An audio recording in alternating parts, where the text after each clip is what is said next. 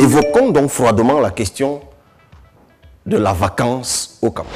Que dit la Constitution? C'est l'article 6, alinéa 4. En cas de vacances, pour toutes les raisons qui sont évoquées par la Constitution, l'élection a lieu 20 jours au moins, 120 jours au plus, après constatation de la vacance par le Conseil constitutionnel. Alors, lorsque c'est dit rapidement comme ça, on peut penser que l'affaire est simple. Si jamais il y a vacances, il y aura élection 20 jours au moins, 120 jours au plus.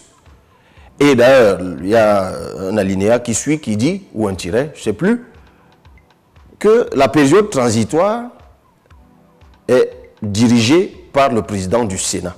Et si ce dernier est indisponible, c'est le premier vice-président. Et puis de toute façon, même si lui, il n'est pas disponible, c'est le suivant selon l'ordre de préséance.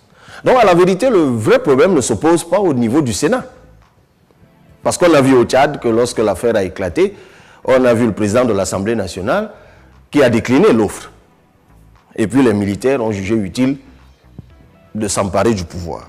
Donc dans le cas camerounais, si jamais ça arrivait et que le président du Sénat se sentait dans l'inconfort physique ou mental de pouvoir porter cette responsabilité, il pourrait très bien décliner, que cela ne poserait pas le problème, l'amido de Rebouba, et même si lui-même déclinait, le suivant, ainsi de suite. Donc, de ce côté, il n'y aurait même pas grand problème.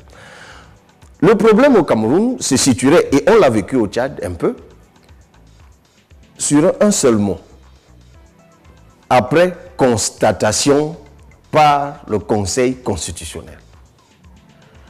Si je posais la question tout de suite, quelles sont les modalités de constatation de la vacance par le Conseil constitutionnel? Alors, il n'y a aucun texte au Cameroun qui régit ce segment, qui est fugace dans le temps en cas de vacances, parce que ça doit se faire très rapidement.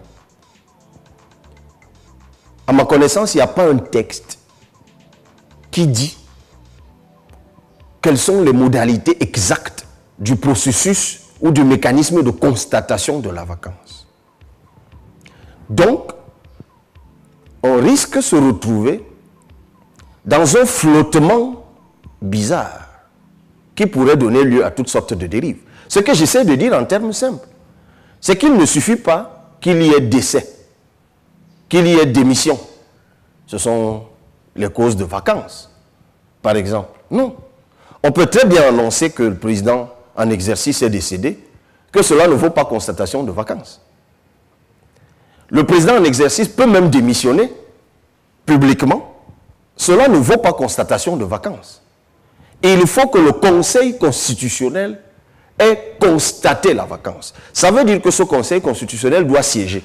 Ça veut dire que ce Conseil constitutionnel doit être convoqué. Par qui? Aucun texte ne le dit. En tout cas, la Constitution ne le dit pas. On pourrait donc se retrouver dans un petit moment de flottement où tout le monde se regarderait en chien de faïence et le premier général qui passe par là pourrait légitimement dire, écoutez, pendant que vous réfléchissez avec votre constitution, avec ses vides, vous nous trouvez à étudier.